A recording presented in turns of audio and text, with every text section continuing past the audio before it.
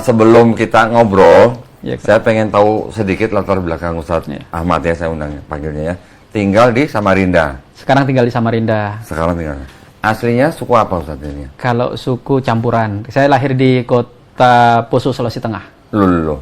Lahirnya Sulawesi, sekarang Sulawesi, tinggal di Samarinda. Pernah hidup di Bontang, kemudian sekarang tinggal di Samarinda, di Kalimantan Timur. Oke. Kayaknya kok Dondi sering ya Samarinda. Samarinda beberapa kali lah. Nanti Tapi bakal nggak sering karena IKN kan di sana. Apanya? Oh, IKN. Kalau kau Dondi nggak ke sana nggak jadi nanti. Kalau saya ke sana nanti saya dipanggilnya kamu dari daerah ya gitu. Betul ya? Kembali ke daerah, ya memang banyak yang Orang Jakarta yang ke IKN nanti kamu dari daerah ya gitu. Masya Allah. Nah, Ustadz Ahmad Syahrin Thorik ini juga lulusan Al-Azhar ya? Al-Azhar. Alhamdulillah. Berarti belakangnya LC. ya langsung ceramah, Langsung ceramah. lucu. Ya. MA-nya sudah? Sudah, Sudah. alhamdulillah. Masya Allah. Alhamdulillah. Kalau saya LCMK, Ustaz. Apa itu kok? Mantan kafir. Langsung ceramah, mantan kafir. Mantan kafir. Orang Timur Tengah kalau dengar mantan kafir kaget. La ilaha illallah, la ilaha illallah gitu. Ya, Jadi mirip saya kok, ini saya potong nih. Waktu saya itu ijazah negeri saya itu kan dari Gereja GPID Indonesia Donggala, Poso. Karena syarat untuk ke Al-Azhar. Ternyata begitu digunakan, nggak bisa juga, ada salibnya kan. Akhirnya saya ke Samarinda untuk masuk ke pesantren. Begitu di pesantren, itu dikira pendeta. astaga. Nah ini yang mau saya tanya nih. Kok gimana ceritanya Ustadz Ahmad kok dulunya kok bisa sampai sekolahnya di Katolik ya, GPID? Ya, Oke. Protestan itu. Gimana gitu? Sebenarnya kalau pendidikannya di pesantren. Oke. Cuma kita tahu di tahun segitu kan untuk ikut pendidikan-pendidikan yang formal, yang bergengsi, apalagi luar negeri, itu syaratnya harus ijazah resmi. Oke. Waktu itu paket masih inilah, nggak terlalu di Oke. saya coba daftar ke sekolah umum, sekedar dapat ijazah itu nggak dipersulit, nggak dapat gitu. Oke. Nah justru dari gereja waktu itu tanpa syarat Langsung terima. diterima. Oke. Bahkan bisa ikut percepatan. Widih. Nah, Berarti sekolah Ya, GPD itu formalnya dari Gereja Protestan Indonesia Donggala. oh. Ya. Berarti ketika mereka menerima Ustadz waktu itu mereka tahu bahwa ini orang pinter nih gitu. Ya nggak ngomong kayak gitu kayaknya. Iya, maksudnya kira-kira. Berarti ini bisa jadi misionaris ya harusnya Ya. nih. Makanya ketika ketemu Kohdon di teman-teman yang kemarin saat Felix, itu saya langsung ingat guru-guru waktu di GPID dulu. Oh, gitu ya? Ahli-ahli debat. Emang ya? orang-orang cerdas-cerdas itu. Oke. Terus dari sekolah GPD itu baru setelah ke Samarinda jadi masuk Pondok pesantren Darul Pesantren. Ihsan. Oke. Setelah itu lanjut ke Kairo. Saya sempat jalan-jalan lah ke Timur Tengah untuk belajar kok. berapa tahun di Mesir? Ustaz? Di Mesir 3 tahun. 3 tahun. Kemudian ke Yaman. Widih. Sempat ke Mekah sebentar. Oke, berarti sudah biasa ke Alexandria dong berarti dong. Nah, itu saya agak beda sama yang lain kok. Kalau yang Kenapa? lain tuh kalau ke Al-Azhar, ke Mesir, kayaknya nggak akan ada yang nggak ke piramid, ke Alexandria, ke tempat wisata lah. Wong Mesir Iya. itu juga eksotik ya Oke. dengan Nilnya. Saya tuh nggak pernah. Loh. Saya itu di Kairo cuma 3 kali. Pas datang, pas pulang, sama pas ngurus waktu itu beberapa dokumen. Saya di pedalaman. Oh, di mana? Di daerah Dimyat. Jadi sekarang udah nggak ada. Selatan berarti ya? Oh, pokoknya masuk provinsi bagian dalam. Iya. Kalau dulu masih diizinkan. Oke. Jadi di situ yang termasuk saya pikir karunia ya, saya bisa langsung bersentuhan dengan Arab asli, Oke. artinya orang Arab dengan kehidupan Mesir gitu kan. Iya, iya. Beda dengan sekarang mahasiswa kita yang belajar ke sana itu kan di Kairo. Ya, di Kairo yang bisa jadi mereka ini kumpul 24 jamnya dengan orang-orang Indonesia. Oke. Gitu. Ya, Jadi ya. Nah, dulu Ustaz di Al-Azhar ambil apa? Jurusan apa? perbandingan mazhab. Oh, perbandingan mazhab. Ya, walaupun usuluddin tuh akidah. Oke, jadi belajar usuluddin agama Iya, juga. belajar agama. Dan itu hobi dari kecil. Oh, hobi dari kecil. Oh, ternyata nih harusnya pendebat juga nih berarti nih, Mas Allah.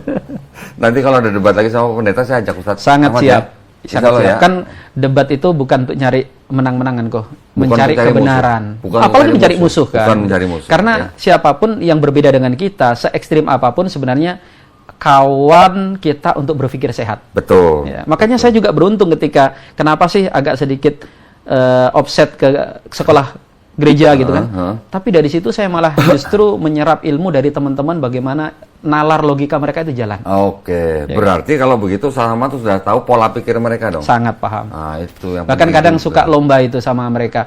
Kamu baca berapa ayat, saya akan baca 2 kali ayat lebih banyak daripada Anda. Oh gitu? Masya Allah. Karena kita kan di pesantren itu budaya menghafal biasa Ya. tuh. Dan kan Iya. budaya menghafal itu tidak ada dalam agama lain. Oh, iya, Agama betul. ini bahkan secara khusus dikatakan dimuliakan dengan satu tradisi yang namanya menghafal. Hafalan, betul. Karena kan memang Islam, Quran diturunkan dengan tradisi hafalan. Hafalan. Karena juga orang-orang Arab pada saat itu menghafal lebih keren daripada orang menulis membaca Betul. ya. Tidak ada satu budaya, kan kalau disebut orang Arab itu ummi, tidak bisa baca tulis, banyak masyarakat yang tidak baca Ya. tulis. Di kita aja sampai hari ini masih ada yang tidak bisa Banyak. baca tulis. Ya. Tapi yang unik dari orang Arab adalah mereka bangsa yang bahkan tidak suka dan membenci baca tulis karena Oh. dianggap kelemahan dan kekurangan. Oke. Karena orang lemah hafalan makanya dicatat. Oke, oh gitu. Ya, ini penting nih berarti ya. Jadi ada juga banyak orang yang menuduh, mencibir, mencemooh Nabi lu buta huruf katanya. Ya. Ternyata orang yang menulis dan membaca malah dianggap lemah pada saat itu. Pada saat itu Orang yang pintar itu menghafal. kan gini logikanya kok. Iya. Jadi kalau kita bahasa umum ada orang yang sekolahnya tinggi akan terpuji. Ya. Tetapi dalam kasus yang sangat khusus misalnya ada orang dengan kemampuan tertentu, misalnya ahli bahasa, ahli satu kemampuan, ternyata dia nggak sekolah, itu akan justru menjadi nilai plus. Kalau ada S3 pinter, ya wajar sekolahnya aja sampai doktor misalnya. Tapi kalau ada orang dengan misalnya lulusan SD, tapi kemudian bisa membuat satu temuan yang Penemuan. spektakuler, keterangan lulusan SD itu malah justru akan menjadi hal luar menjadi biasa. kelebihan dia. Rasulullah Muhammad, kalau beliau Sallallahu punya alaihi wasallam. kitab suci Al-Quran dan beliau itu bisa baca tulis, itu aja sudah luar biasa. Apalagi faktanya beliau tidak bisa baca tulis, kitabnya bahkan tidak akan mungkin bisa ditulis orang yang pandai baca tulis. Oke. Kan gitu. Kan gini Ustaz. Kalau dari luar itu ada cemooh atau cibiran bahwa Nabi Muhammad SAW dianggap kan buta huruf. Iya. Buat orang-orang yang mencibir itu adalah sebuah kelemahan. Kelemahan. Tapi buat kita sendiri kan malah kita bersyukur bahwa Nabi Iya. itu buta huruf, artinya tidak membaca menulis karena memang itu bukan tradisi yang dibanggakan. Justru itu menjadi jawaban yang tidak perlu penjelasan kan, orang Betul. sudah langsung melihat. Betul. Karena apa yang dibuat oleh Rasulullah, kalau itu dituduh buatan beliau, nggak mungkin bisa dibuat oleh manusia. Karena Quran itu kok, dia dikunci bukan hanya dengan logika. Logika itu kan kebenaran yang diterima oleh semua bahasa. Betul. Kita debat dengan sesama muslim, Ya. maka rujukan kita Quran hadis. Betul. Karena kita sepakati. Ya. Kita debat dengan kelompok di luar ahlu sunnah. Mungkin Quran masih dipakai, hadis sudah mulai enggak. Kita debat dengan orang di luar Islam, udah nggak bisa pakai Quran, nggak bisa pakai hadis, Iya. tapi bisa pakai akal sehat. Logika. Logika, Iya. ya kan? Kan gitu. Iya. Jadi sebenarnya orang-orang kafir Quraisy pada saat itu juga tahu ini bukan karangan Nabi Muhammad SAW Mungkin. kan? Karena terkunci dengan logika. Terus terakhir malah diketahui Quran itu dikunci dengan rahasia angka-angka kok. Betul. Yang hari ini Angka. sudah mulai kan, Betul. diangkat ilmu itu, walaupun masih prematur kan. Ya. Tapi dari situ sudah kita dapat gambaran, nggak mungkin kitab yang sepresisi angka hurufnya ini Betul. dibuat oleh orang yang buta huruf. Betul. Dan pada saat itu mungkin orang-orang yang mendengar ayat-ayat itu mungkin juga belum tahu, Belum belum tahu. mempelajari, belum. Tapi kan sekarang 1500 tahun yang lewat ini baru kelihatan, baru terbukti gitu. Betul. Kan seperti adanya aplikasi Ihsaul Quran kok. Itu bisa kita hitung huruf ini kenapa jumlahnya sekian, Ya. dibagi. Ya kita sudah sering dengar lah itu. Betul, intinya. betul, betul. Masya Allah ya, itu adalah salah satu atau dari sekian banyak keajaiban dalam Quran ya Ustaz ya. Nah, ini saya jadi penasaran nih, usuluddin nih, usuluddin nih. Jadi kalau ngomongin usuluddin, berarti kan ini kita ngomongin lintas iman, Iya. gitu kan. Nah, saya minta tolong pandangannya nih Ustaz Ahmad, kalau untuk perdebatan lintas iman, menurut Ustaz gimana? Perdebatan, diskusi itu sesuatu yang punya posisi khusus dalam syariat kita. Jadi kalau ada orang berkomentar begini, nggak baik itu debat, ya. Nggak baik itu diskusi dan sebagainya. Justru dia akan menentang dalil-dalil agama kita. Di Quran jelas ada kalimat ud'u ila sabili rabbika bil hikmah wal mau'izatil hasanah. Ajak manusia kepada jalan Tuhanmu itu dengan cara yang baik, dengan nasihat-nasihat yang Betul. hikmah. Dan pada titik tertentu bahkan ada perintah wajadilhum billati hiya ahsan. Debat, Betul. gitu kan. Tapi ya istilahnya gini, ada sebuah kalimat yang menjadi dasar buat saya dan teman-teman di yayasan ini, Ustaz, bahwa di Quran kan juga disebutkan janganlah kamu berdebat dengan ahlul kitab kecuali dengan cara yang paling baik. Iya. Ya, dengan cara yang paling baik itu kan yang kita harus cari tahu nih. Kalau cara paling baik berarti apa? Kita tidak boleh menghina agama mereka, kita tidak boleh menghina sesembahan mereka, dan kita juga kalau perlu kita yang fasilitasin, gitu ya. Cuman tahun ini nggak dapat lawan debat, Ustaz. Sama kok. Beberapa pihak itu begitu tempo hari sebenarnya sudah mulai diatur tuh diskusi Gitu ya? sama Ustadz ini sama fulan. Tapi begitu kemarin saya sempat diskusi dengan satu tokoh, sebenarnya orang ini Syiah gitu, tapi ngaku dari kalangan Nahdliyin. Begitu sudah bisa kita kuliti ya, yang lain kemudian mundur teratur. Ya sudah ngantri mundur. Mundur, ya. Ya karena itu kok saya selalu yakin apa yang dikatakan oleh guru-guru kita bahwa yang unik dari agama ini tidak ada tuduhan kecuali pasti ada penjelasannya, tidak ada kecurigaan kecuali ada jawaban. Itu Islam. Kalau bicara tuduhan misalnya, oh Islam dituduh begini, lah siapapun dituduh, jangankan Nabi, jangankan Quran, jangankan sahabat Nabi, Allah aja dituduh kan? Dituduh macam-macam. Punya anak dan sebagainya. Gitu. Tapi pada ujungnya setiap tuduhan itu ada penjelasan, ada jawabannya. Selanjutnya terserah Anda. Punya otak nggak gitu? Iya. Dalam Islam kan gitu. Kita hak memberikan jawaban, penjelasan, hidayah ada di tangan Allah. Dulu saat ketika saya baru-baru sudah banyak belajar tentang Islam, banyak belajar tentang Quran, kemudian ketika saya bergabung dengan Yayasan Pembina Mu'alaf itu, akhirnya saya ngambil kesimpulan, oh kalau gitu di dalam Quran, on itu haram gitu. Betul nggak? On itu apa? Agak susah mau diterjemahkan. Bahlul, bahlil. Iya, bahlul. Pakai U ya, bukan pakai I ya. Bahlul, on itu haram. Sebenarnya bahlul atau bahlil itu nggak menghina kok. Jadi dulu ada ulama di Irak itu, ulama yang sangat alim, namanya Bahlul. Nah, orang-orang dulu mereka itu kalau marah ke anaknya, maka akan didoain dengan doa yang baik. Gitu ya. Disebut Bahlul, artinya supaya kamu nanti jadi si Bahlul. Kok sekarang mengalami pergeseran? Iya, pergeseran makna ya. Nah, jadi Bahlul itu jahil gitu. Betul. Nah, maksud saya, Quran kan sudah begitu banyak pesan di dalam Quran yang mengajak kita untuk berpikir. Betul. Mengajak kita untuk mengingat, mengajak kita untuk istilahnya istilahnya kita ini siapa sih gitu kan. Nah, kemarin belum lama saya berdiskusi dengan Ustadz Nuruddin di sini, Masya Allah kan beliau juga banyak memberikan bukti bahwa Quran itu tidak mungkin karangan seorang manusia. Dengan segala macam ilmunya beliau lah, Masya Allah. Nah, sekarang gantian nih, saya pengen dengar dari Ustadz Ahmad nih. Dan dengan Quran ini, apa yang tidak bisa ditolak oleh seorang manusia yang punya otak gitu, Ustadz? Jadi gini kok, setiap nabi itu kan punya mukjizat. Kita tahu Nabi Musa dengan mukjizatnya tongkat yang sakti mandraguna. Nabi Isa bisa mengobati segala penyakit. Dan mukjizat itu diperuntukkan untuk menguatkan dakwah para nabi. Yang biasanya begini, apa yang disombongkan oleh umat tempat Nabi itu diutus, mukjizat datang menundukkannya. Betul. Umat Nabi Musa gandrung dengan kesaktian, sihir, maka kesaktiannya mukjizatnya modelnya begitu. Nabi Isa umatnya gandrung dengan ketobiban. Beliau punya kemampuan mengobati segala penyakit, bahkan menghidupkan yang sudah wafat. Nah, pertanyaannya, Nabi kita Shallallahu Alaihi Wasallam itu diutus kepada bangsa atau kepada umat yang membanggakan apa? Maka itu kita akan tahu Quran lah jawabannya. Nah, ternyata kalau kita perhatikan di ruang lingkup yang masih awal, Quran itu atau Nabi berhadapan dengan bangsa Arab yang bangga dengan ilmu sastra, syair. Maka datanglah Al-Quran dengan model keindahan bahasa yang tidak tertandingi. Doni bayangkan ya, bagaimana brutalnya orang Arab dalam keahlian ilmu syair.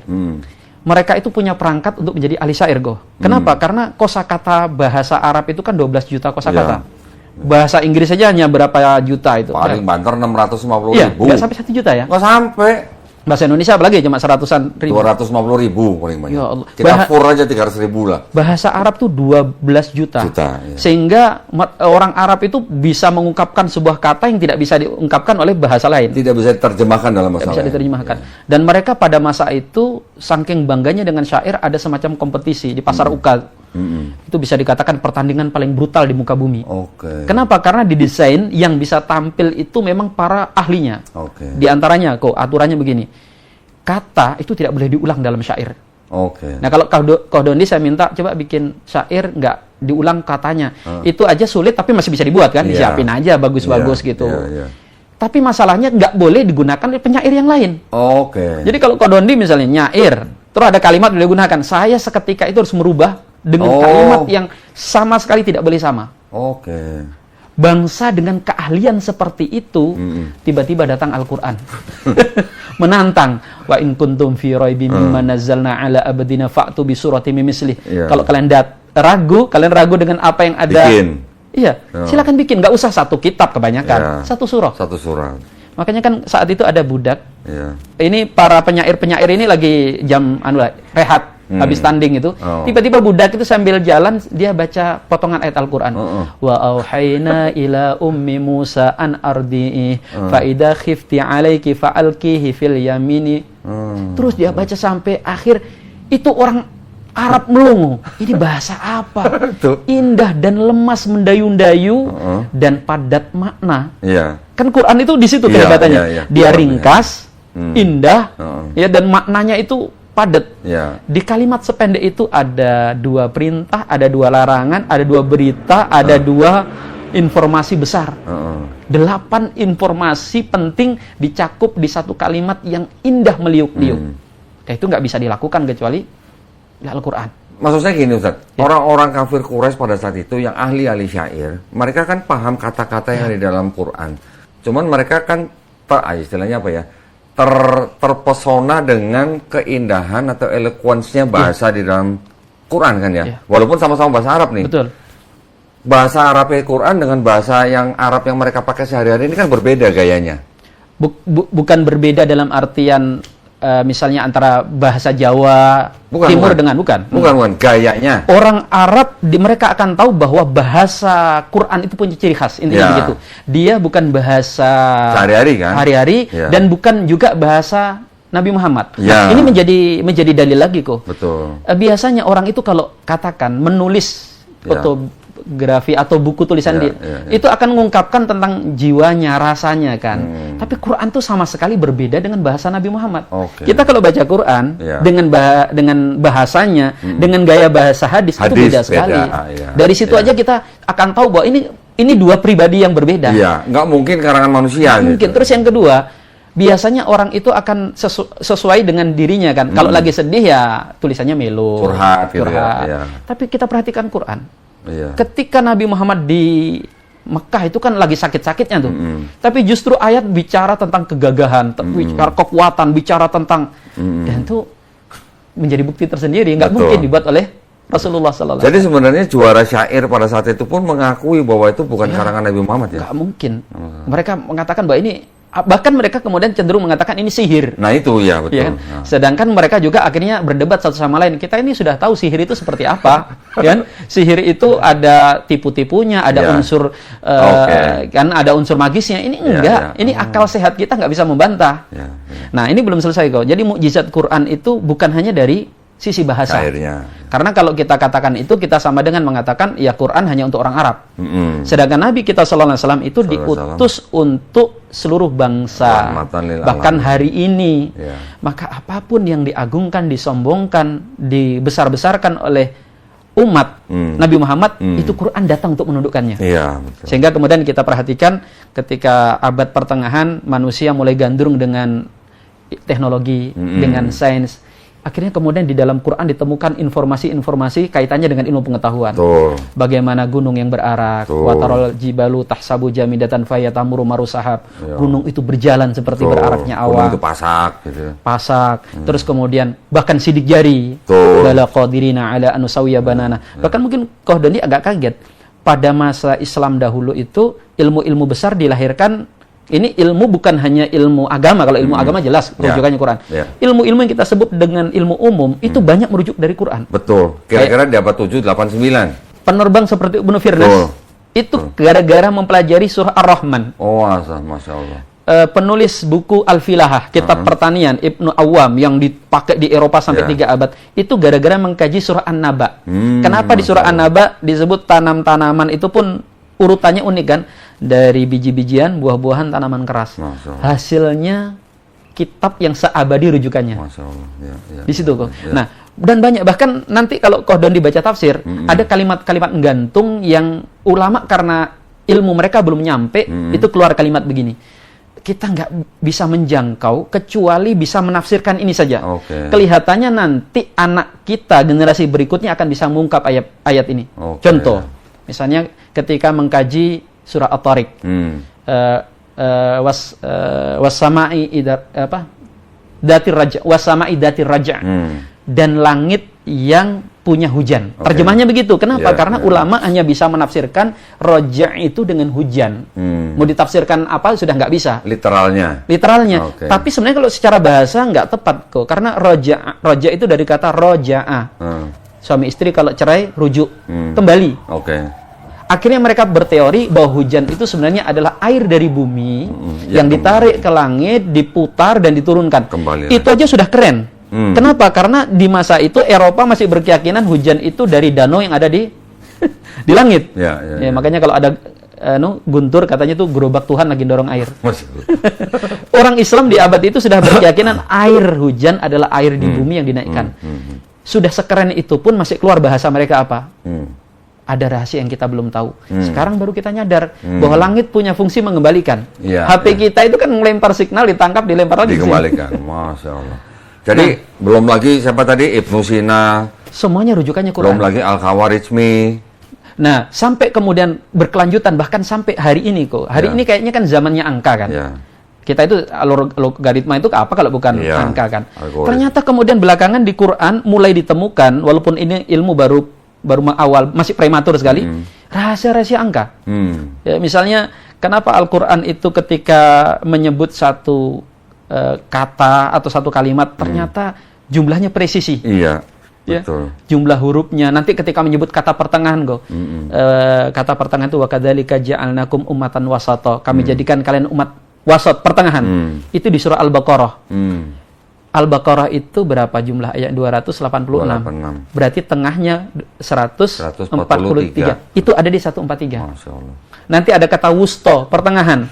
Hafidhu ala salawati wa salatil wusto wa kumulillahi qanitin. Kata wusto itu pas di tengah kok. Kesini 3 kata, di sini 3 kata, 17 huruf. Itu nggak mungkin buat oleh. Bukan, maksud saya gini. Oke lah, Quran itu ditulis oleh sahabat-sahabat Nabi. Kemudian ketika dikanonisasi pada zaman Khalifah Abu Bakar, yang menulis dan menjadikan mushaf juga sahabat-sahabat Nabi. Tapi kan nggak mungkin sahabat-sahabat itu bisa ngarang begitu, bisa menyusun begitu, presisi gitu loh. Karena sebagian ulama kemudian berpendapat sampai mushaf Quran itu pun tulisannya itu wahyu. Karena kan dicek sama Nabi SAW dan sebagainya. Itu keajaiban Al-Quran yang siapapun yang menggunakan akalnya nggak akan mungkin mengatakan bahwa kitab ini buatan manusia. Mana ada kitab yang berani dengan PD-nya nantang buat. Nggak, dan itu tantangan ini masih berlaku 15 abad. Tidak ada yang berhasil dapat hadiah untuk bisa memenangkan. Mungkin ada yang berpikir kok mungkin nggak ada yang nyoba, banyak. Musailamah Al-Kadzab juga coba, malah jadi bahan olok-olokan. Anies Soros bikin. Lawan debatnya almarhum Syekh Ahmad bikin. Sampai saya beli. Tapi malah menunjukkan apa? Diketawain sama guru-guru kita yang di MUI. Saya kirim ke MUI, diketawain sama guru-guru MUI jadinya. Nah, saya tadi ingat ketika Ustadz menyebutkan Quran surat At-Tariq. Di Quran surat At-Tariq ayat 5 sampai ayat ke-8. Itu saya ingat banget itu dulu waktu saya baru-baru belajar tentang keajaiban Quran. Ada tuduhan dari orang-orang yang tidak bisa bahasa Arab, tapi dia menyerangnya dari terjemahan, dan juga dari susunan kalimat atau frase-frase. Tidakkah manusia memperhatikan dari apa dia diciptakan? Dia diciptakan dari air mani yang terpancar, Terusannya begini, yang keluar dari antara tulang dada dan tulang sulbi. Orang yang menggunakan terjemahan menyerang Quran bahwa mana ada air mani keluar dari antara tulang dada dan tulang sulbi, kan begitu. Ternyata di situ ada kata yakhruju, yang dikeluarkan. Ternyata saya baru tahu yang dikeluarkan itu bukan air maninya, tapi manusianya. Yakhruju min baini salbi wa dharaib, itu salah menerjemahkan, salah salah ini. Masya Allah, saya bilang jadi, jadi yang ketika kita berada di rahim ibu, Kan kita berada di antara tulang dada dan tulang sumbernya ibu. Betul di situ. Gini kok, jangankan sampai Quran itu mau dibantah, Quran itu mau didustakan, Quran itu diragukan aja nggak mau. Iya ya. Kan dalikal kitabula raiba fi, tidak ada keraguan. Nah, Quran itu kok nanti susunan kalimatnya, kalau ada kata yang berpeluang orang meragukan, akan diganti dengan diksi kata yang lain supaya orang yakin. Saya kasih contoh misalnya. Ketika Al-Quran mengungkapkan tentang orang munafik, itu ada ayat yang bunyinya, ma ja'alallah li rajulin min jawfi min qalbaini fi jawfi. Allah tidak menjadikan pada diri seseorang itu ada dua hati di rongga badannya. Ya. Artinya itu sebenarnya sindiran. Kalau ente iman aja. Kalau kafir aja. Nggak ada orang itu ceritanya ada dua hal yang bertentangan di dalam hatinya. Tapi lihat uniknya, kata di situ manusia menggunakan kata rojul. Rojul kan laki-laki. Harusnya kenapa nggak menggunakan nas atau insan? No, ternyata Quran itu nggak mau nanti ada yang nyinyir begini. Kalau kata insan, ada kok manusia yang di dalam rongga tubuhnya itu dua hati. Siapa? Ibu-ibu hamil, hati dia dan hati janinnya. Walaupun itu sebenarnya bisa aja kita jelaskan, itu kan bukan hati dia yang sebenarnya. Tapi saking nggak mau dibegitukannya Quran, diganti dengan kata yang nggak mungkin untuk didustakan. Meminjam kata rojul. Nah, seperti tadi, balik lagi di Quran Surat At-Tariq, orang menyerang. Itu kalimatnya diterjemahkannya air mani yang terpancar yang keluar dari atau yang dikeluarkan dari antara tulang dada dan tulang sumber. Frase kalimatnya memang kan kalau mengikuti kaidah orang biasa berbahasa Indonesia, yang dikeluarkan harusnya kan air mani ya, karena air mani yang disebutkan terakhir sebelum ada kata yahruju gitu kan. Tapi ternyata kan bahasa Arab di dalam Quran itu kan tidak harus seperti kaidah orang bahasa Indonesia. Ya kan? Punya kaidahnya sendiri. Punya kaidah sendiri. Nah, itu yang kadang-kadang orang tidak tahu kaidah bahasa Arab menyerang berdasarkan terjemahan, Ustaz. Ternyata kuncinya ada di ayat 8 bahwa Allah Subhanahu wa taala berkuasa membangkitkan orang. Dari situ berarti ayat 5, 6, 7 sampai ke 8 ini lagi ngomongin manusia, bukan lagi ngomongin air mani gitu maksudnya. Betul. Masya Allah, saya bilang gitu ya. Makanya Quran itu kok kitab yang ajaib kan. Biasanya kan namanya buku ditafsirkan, dijelaskan, kalau sudah zaman semakin ke belakang ya semakin habis lah bahan objek garapannya. Tapi Quran kalau kita perhatikan dari awal kemunculannya sampai hari ini, kitab tafsir tidak pernah kering diterbitkan, dimunculkan. Dan uniknya semakin ke belakang tafsir itu semakin tebal. Nah, saya pengen nanya tentang tafsir ini Ustaz nih. Di tradisi Islam itu kan ada tafsir yang memang untuk menafsirkan ayat-ayat Quran. Ini seperti jembatan ketika kita mungkin harus mengambil referensi dari Quran atau hadis sahih. Sebelum ke hadis sahih atau sunnah, kan kita masih ada tafsir nih. Kriterianya apa Ustaz? Tafsir seseorang itu diterima oleh jumhur ulama. Kriterianya. Jadi tafsir itu secara umum terbagi menjadi dua. Tafsir bil maksur, tafsir bi ra'i. Ini menunjukkan keluasan Islam. Kalau tafsir bil maksur itu tafsir yang menafsirkan Quran, ayat ditafsir dengan ayat, ayat dengan hadis. Artinya dia dengan standar nas-nas agama. Sehingga ini cenderung yang menjadi referensi pokok untuk kemudian ulama misalnya menyimpulkan hukum. Gitu. Nanti ada jenis yang kedua namanya tafsir bi ra'i, tafsir dengan logika. Nah, di sini permainannya nanti kata-kata, bahkan teknologi masuk di situ, kemajuan yang ini cenderung tidak menjadi sumber hukum dalam Islam, tapi menjadi referensi ilmu pengetahuan. Ada yang relevan di zaman kita hari ini, ada yang karena terpaku tadi seperti contoh yang saya sampaikan, hanya hujan, bukan salah sebenarnya, cuma kurang lengkap. Ada yang menjadi decak kagum hari ini kok. Kita lihat, ya Allah, ternyata Quran itu sedalam itu. Antum kebayang, misalnya di kitab tafsir itu ada yang model begini kok. Kata pendek dalam Al-Quran, kemudian ulama mengatakan ini, di kalimat ini ada 10 penjelasan. Di kalimat ini ada 20 penjelasan. Seperti itu modelnya. Nah, terus itu kriteria untuk jenis tafsir. Jenis tafsir. Kalau kriteria untuk orang yang menafsirkan, nah, itu kriterianya apa Ustaz? Nah, tafsir yang diterima itu dari para sahabat, jelas.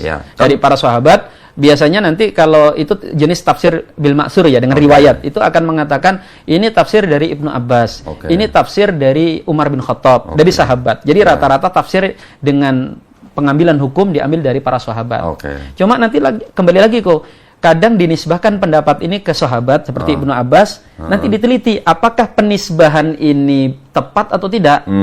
Karena pendapat Ibnu Abbas itu jelas punya otoritas yang sangat kuat dalam Islam. Beliau disebut sebagai turjamul Quran, juru bicaranya Al-Quran.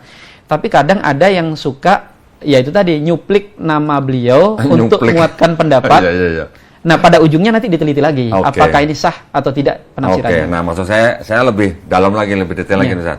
Kalau tadi Ustaz sudah menyebutkan sahabat-sahabat, di bawahnya ini kan ada ahli tafsirnya. Contoh Ibnu Katsir, misalnya Jalalain, Al-Qurtubi. Kriterianya apa jumhur ulama menerima ini semua, Ustaz?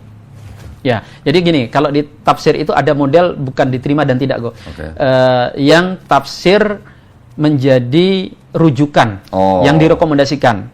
Ya biasanya adalah Ibnu Katsir, At-Tabari, kemudian ini tafsir Al-Qurtubi. Kenapa 3 tafsir ini disebut sebagai tafsir yang paling diterima oleh umat?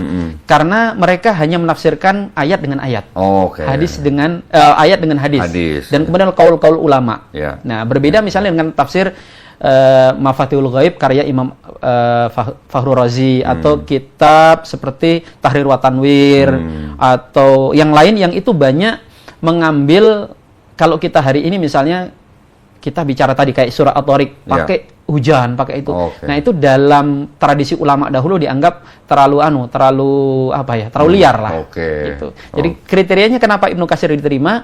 Ya karena dia hanya mencukupkan kepada riwayat-riwayat yang ada dalam ayat dengan hadis ya. Nah, itu Masya Allah. Situ. Masya Allah ya, lainnya kalau LC ya. LCMA. Nah, sekarang saya ingin bergeser sedikit, Ustaz. Masih ngomongin Quran, tetapi kita sekarang sudah mulai menyenggol-nyenggol yang urusannya dengan kitab nih, Ustaz. Ya kan?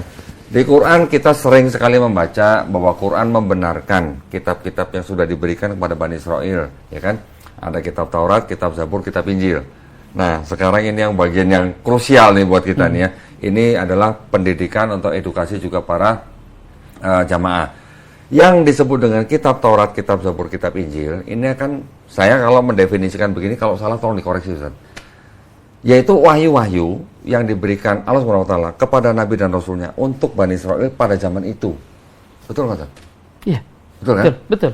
Wahyu, kalau wahyu apakah harus berbentuk buku? Tidak harus. Tidak harus. Berarti kalau begitu, kita sekarang yang hidup pada zaman sekarang, atau mungkin pada zaman Nabi Muhammad SAW pun juga sudah ada yang disebut dengan Taurat dan Injil, gitu kan? Betul. Yang jadi pertanyaan besar ketika saya sudah mulai masuk ke dalam Islam dan mempelajari tentang Qurannya, yang dimaksud dengan kitab Taurat dan kitab Injil yang disebutkan dalam Quran itu, apakah kitab Bible-nya Yahudi dan Bible-nya Kristen? Itu pertanyaan saya. Ada pandangan nggak? Gini kok. Jadi kemarin tuh ada yang pertanyaan tajam begini. Ustadz, kita itu kan di antara rukun iman kita selain kepada Allah, malaikat, terus kitab-kitabnya. Kenapa harus kitab-kitab, Ustadz? Kan harusnya kitab aja Al-Quran. Kalau kitab-kitab berarti kita harus beriman selain Al-Quran kepada Injil, Taurat kan Zabur. Apa manfaatnya? Toh kemudian begitu kita beriman, kita nggak boleh mengimani yang hari ini diklaim sebagai Taurat dan Injil. Betul. Kan? Jadi kata gini, kita nggak ngimani, kita nggak boleh karena itu rukun iman, tapi kita imani nggak ada faidahnya. Bahasanya apa faidah? Saya jelaskan, bukan begitu. Ini justru menjadi dalil bagaimana kebenaran Al-Quran. Kan Quran ini atau Nabi SAW sang pembawa Al-Quran dituduh plagiat, dituduh buat-buat. Itu semuanya menjadi jawaban bahwa mustahil kalau Al-Quran dan Rasulullah itu pendusta. Kenapa kok? Kita tahu tabiat pendusta. Namanya pendusta itu punya motif jahat. Ketika misalnya ada orang ngaku jadi dokter, maka dia biasanya akan buruk-burukkan dokter-dokter yang lain. Tapi Rasulullah SAW itu nggak mungkin perilakunya itu dialamatkan atau disamakan dengan pendusta. Beliau jadi seorang nabi, nggak pernah keluar kalimat beliau yang melecehkan nabi-nabi sebelumnya. Malah justru ajaran beliau datang mensucikan para nabi dari fitnah-fitnah yang dibuat oleh ahli-ahli kitab kan gitu kan. Seperti Nabi Lut yang dikatakan berzina dengan 2 putrinya. Ya. Nabi Sulaiman yang Mati musyrik. bikin sihir mati musyrik. Ya. Nabi Ibrahim yang katanya malah istrinya disodorkan untuk dizinahi oleh Raja Mesir. Kan diluruskan dalam Ya. Islam, nggak begitu jalan ceritanya gitu kan. Nabi Daud yang Nabi Daud yang binor, suka binor, bini orang. Itu kan diluruskan dalam Ya, Islam. betul. Semuanya Nabi itu diputihkan. Mana ada pendusta yang melakukan itu? Nabi Harun bikin patung sapi. Bikin patung sapi, padahal yang bikin orang lain. Samiri. Nah, dari itu akhirnya orang yang menggunakan akal sehatnya akan tahu bahwa nggak mungkin Muhammad ini punya, minimal kalau orang pakai akal sehat, punya motif jahat. Kalau Nabi Muhammad SAW itu pendusta, nggak mungkin dia dapat gelar Al-Amin kan? Atau dia gini kok, minimal dia nggak belain, dia mendiamkan aja, netral. Kan dengan ini diuntungkan beliau kan. Semua nabi buruk, cuma dia yang bersih. Tapi apa Rasulullah kalimat yang keluar beliau? Beliau justru mengatakan begini, la tufaddilu baina anbiya'illah. Jangan kalian lebih-lebihkan nabi-nabi Allah dari yang lain. Kalimat beliau juga mengatakan, man qala anni afdalu min Yunus ibn Matta faqad kadzab. Siapa yang mengatakan bahwa aku lebih baik daripada Yunus ibn Matta, ya Nabi Yunus, dia telah berdusta. Padahal kenapa Nabi Yunus yang disebut Nabi Yunus ini kan sering digambarkan sebagai nabi yang secara grade paling bawah. Karena dianggap nggak sabar gitu kan. Itu aja Nabi Muhammad nggak suka dilebihkan dari Yunus. Apalagi dari grade yang agak lebih tinggi. Apakah itu perilaku pendusta? Nah, Al-Quran ketika mengatakan beriman kalian kepada Injil, kepada Taurat, untuk mengatakan bahwa ini Al-Quran bukan buatan pendusta. Karena tabiat pendusta nggak melakukan itu. Ini hikmah yang pertama kok. Hikmah yang kedua adalah siapapun yang mempelajari Al-Quran dan kitab-kitab samawi akan langsung bisa membedakan mana yang masih otentik, mana yang sudah diotak-atik. Iya, betul. Kok Dondi aja kayaknya nggak sampai mendalami bahasa Arab kan. Belum. Kemudian membandingkan dengan Injil yang berbahasa Arab misalnya. Walaupun ada, tapi saya nggak tertarik jadi bahasa Arab nggak bisa. Saya nggak berbicara yang aktif dalam bahasa Arab. Walaupun saya punya Bible yang dalam bahasa Arab, tapi saya pikir itu sudah nggak perlu karena bahasa Arabnya Bible itu jauh beda dengan bahasa Arab Quran, Ustaz. Berarti bisanya Arab Nyangdi, Arab Pating Genah. Nah, gitulah kira-kira. Nah, maksud saya, di depan kita sekarang ada 2 kitab, Ustaz, ya. Yang satu ini kitab Tanakh, ini adalah Bible-nya orang Yahudi. Yang satu lagi ini kitab yang disebut dengan Injil. Yang Tanakh yang punya Yahudi ini, di dalamnya ada Torah, Nevi'im, Ketuvim. Yang Injil, ini ada yang namanya Injil Matius, Markus, Lukas, Yohanes, Injil. Ini setelah, ya kalau orang yang sudah di bidangnya, kita bisa mengatakan bahwa ini bukan Taurat dan Injil yang dimaksud oleh Quran. Setuju? Kalau dalam teologi Islam dikatakan bahwa di dalam ini masih dimungkinkan mengandung. Nah, kalau bicara di dalamnya masih ada kebenaran, saya setuju. Ya, selalu begitu bahasanya. Di dalam ini masih ada kebenaran, baik yang di dalam Bible Yahudi dan Bible-nya Kristen. Saya masih berani bilang masih ada kebenaran. Betul. Tetapi bercampur juga dengan sudah kebatilan. Jelas. Betul. Kan betul? Betul. Berarti kalau ada campuran kebatilan, bisa nggak disebut ini Taurat dan Injil yang sudah diturunkan Allah kepada Bani Israel? Bisa, tapi dengan keterangan KW. Misalnya, ada Nabi nggak setelah Nabi Muhammad? Tidak ada. Ada. Buat kita maksudnya? Ada kok. Tapi dengan tambahan, Nabi palsu. Oh. Sama. Masih ada nggak Taurat? Ada, tapi yang palsu. Bukan. Kalau maksud saya berarti, apakah ini Taurat dan Injil yang dimaksud Quran? Kan ini tidak bisa disebut itu. Iya. Karena kalau tadi disebut, maka disebut Injil palsu. KW. Nah, jadi maksud saya sedih, Ustaz, ketika ada Ustadz misalnya menyebut kitab orang Kristen dengan sebutan Injil. Atau Ustadz kita menyebut kitabnya orang Yahudi dengan sebutan Taurat. Karena ini bukan Taurat dan Injil yang dimaksud Quran, gitu maksud saya. Betul. Tapi saya sempat juga menyampaikan ke beberapa teman-teman, kenapa nggak menggunakan, ini kan sebut aja Alkitab atau sebut aja dengan Torah dan sebagainya, biasanya untuk menghindari ini, penistaan. Ya kalau itu masih bisa kita terima. Oh, itu disebut Injil. Karena kalau disebut Alkitab, itu, atau bicara Nasrani, kenapa disebut Nasrani? Karena Kristen itu, apakah Nasrani itu aja menjadi problem lagi nih, tapi biasanya menggunakan istilah itu termasuk saya demi menghindari. Nah, makanya dari sini nanti belajar di Kodondi supaya diskusi-diskusi seperti ini tidak masuk ke ranah seperti itu. Ya, diskusi kita ini satu sebagai edukasi buat umat Islam. juga untuk menempatkan posisi kita sendiri, Ustaz. Posisi Islam. Posisi ya. Islam. Jadi supaya posisi kita tuh jangan dikorek-korek, disama-samain dengan alasan yang ujung-ujungnya mengajak kita untuk masuk agama mereka. Gitu ya. Nah, ini saya kasih tahu, Ustaz. Kitab ini tulisannya begini. Ini sengaja dibuat dengan nama siapa nih, Ustaz? Saya tunjukin. Nama tokohnya siapa di sini? Silsilah Isa Al-Masih. Nah, kalau yang buat orang Kristen, mereka nulisnya silsilah Yesus Kristus. Yang ini buat orang Kristen. Yang ini sengaja dicetak untuk siapa? Untuk orang Islam. Gitu ya. Ini dibagi-bagikan ke rumah orang Islam, saat. Tapi uniknya kemudian di belakangan ini ada kalangan apologet yang malah katanya jangan nyamakan kami, aneh kan? Padahal mereka yang pengen nyaman-nyaman. Kalau itu saya jawabnya gampang. Kalau gitu kitab ini terbitan LAI juga. Ini LAI juga, Ustaz. Terbitan resmi ya? Ini LAI juga nih. Nih lihat. LAI 2011 nih. Iya. Kalau gitu saya tinggal nanya, kalau begitu kitab suci Injil terbitan LAI tahun 2011 ini yang menggunakan nama Isa Al-Masih itu maksudnya Yesus atau bukan? Kan gitu. Karena dia menolak Isa itu bukan Yesus. Bahkan saya punya Kitabul El-Qudus, terjemahannya orang Belanda Klinkert, yang diterjemahkan dalam bahasa Melayu rendah, masih pakai Isa Al-Masih. Ya. Nah, maksudnya apa? Ini dibuat sengaja untuk dibagikan pada orang Islam supaya disamain. Nih, Yesus sama Isa itu sama. Gitu. Tapi kalau pendebat seperti tadi kata Ustadz, mereka akan mati-matian bilang Yesus dan Isa beda. Betul. Tapi mereka membedakannya itu bukan dari profil, tapi dari kisah. Gitu. Contoh misalnya kalau di sini diceritakan Yesus lahir di kandang domba, padahal nggak ada tulisan kandang domba. Nggak ada. Itu tafsir. Nggak, itu berasal dari kitab yang lain, apokrifa, Ustaz. Oh gitu kan. Ada yang menceritakan di dalam kandang domba, sehingga itu dipakai oleh gereja untuk menafsirkan yang di sini. Gitu. Tertulis kandang dombanya nggak ada. Gitu. Yeah. Nah, dengan cara seperti itulah saya sering ngomong sama jamaah di masjid, Ustaz. Kalau di sini ada tulisan Alkitab, jangan juga kita sebut ini Alkitab. Yeah. Kenapa? Karena Al-Quran kita nama lainnya juga Alkitab. Sehingga tadi kan jadi Alkitabul Laroy Bafi. Yeah.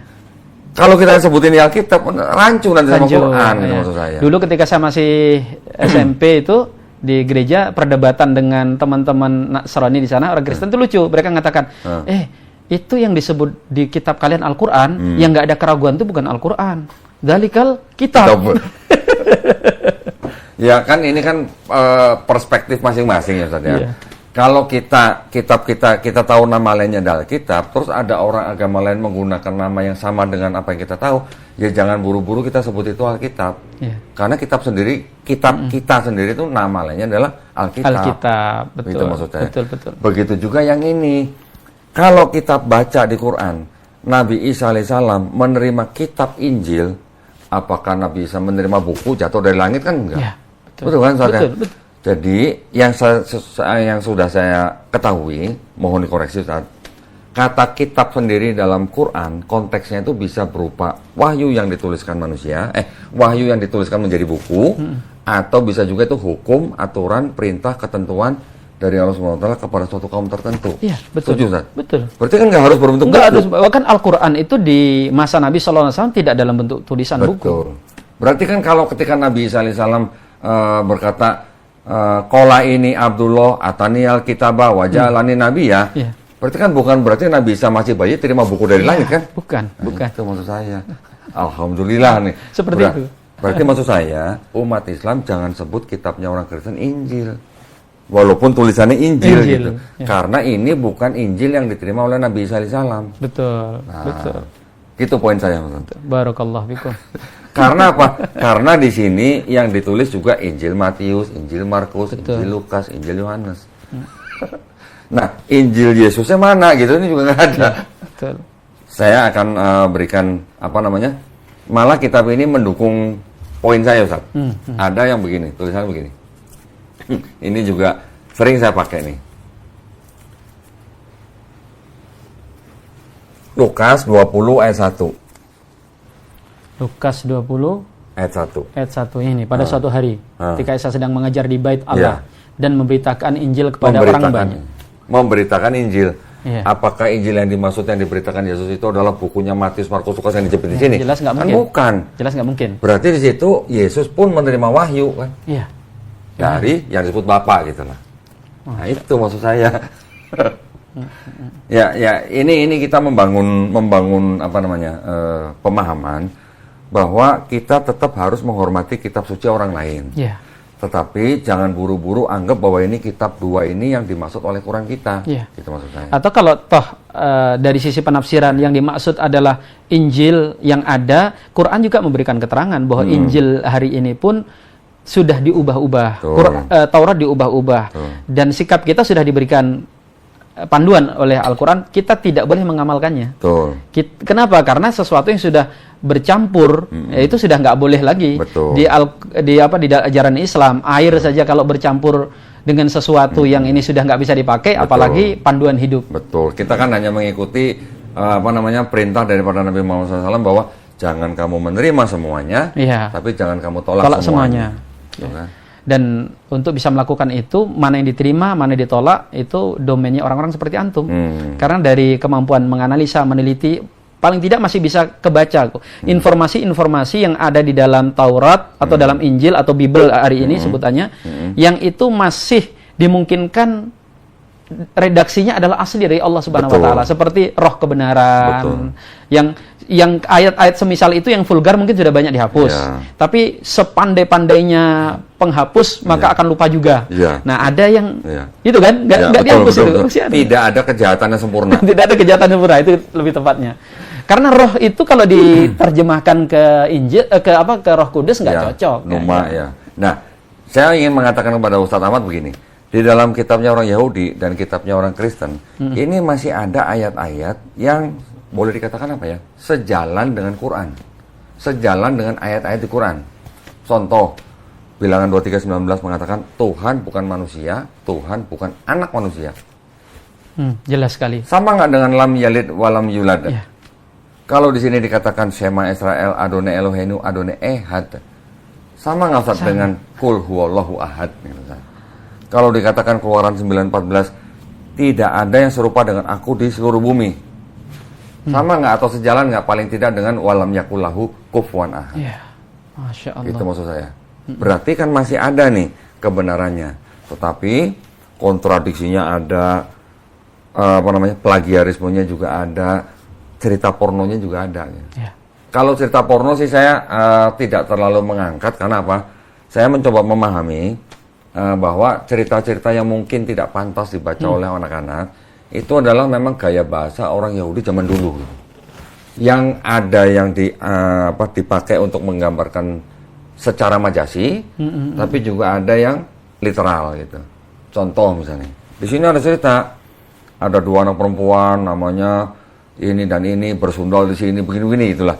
Tapi itu sebenarnya sedang menggambarkan bangsa Israel yang sedang musyrik gitu. Digambarkan dengan cara yang dengan cara cerita seperti itu gitu. Nah, kita tidak boleh membabi buta gitu. Harus tetap adil. Makanya di Al-Quran kita diwasiatkan i'dilu huwa aqrabu littaqwa. Berlaku adil karena keadilan itu mendekatkan kita kepada ketakwaan. Cuman kontradiksinya nggak bisa dihindari. Bagaimana ceritanya bisa kontradiksi? Kan kita harus mencari tahu sejarah penyusunannya, siapa yang menulis, kapan ditulis. Orang Yahudi sendiri, mungkin sekarang juga masih banyak yang istilahnya yakin bahwa ini ditulis oleh Nabi Musa alaihissalam dan pengikutnya. Betul kan, Ustaz? Padahal mustahil, karena nggak mungkin kalau ditulis oleh Nabi Musa, riwayat kematiannya ditulis di situ. Betul, di Ulangan. Tetapi yang paling mengena itu begini, Ustaz. Ketika Nabi Musa alaihissalam hidup, kira-kira abad 15-14, tulisan Ibrani pada zaman itu tuh tidak sama dengan tulisan Ibrani sekarang. Tulisan Ibrani pada zaman dulu tuh disebut Paleo Hebrew, atau istilahnya ketaf Ivri. Tulisannya seperti paku-paku gitu loh. Yang ini dipakai di sini itu sudah menggunakan tulisan Ibrani disebut dengan ketaf Asuri.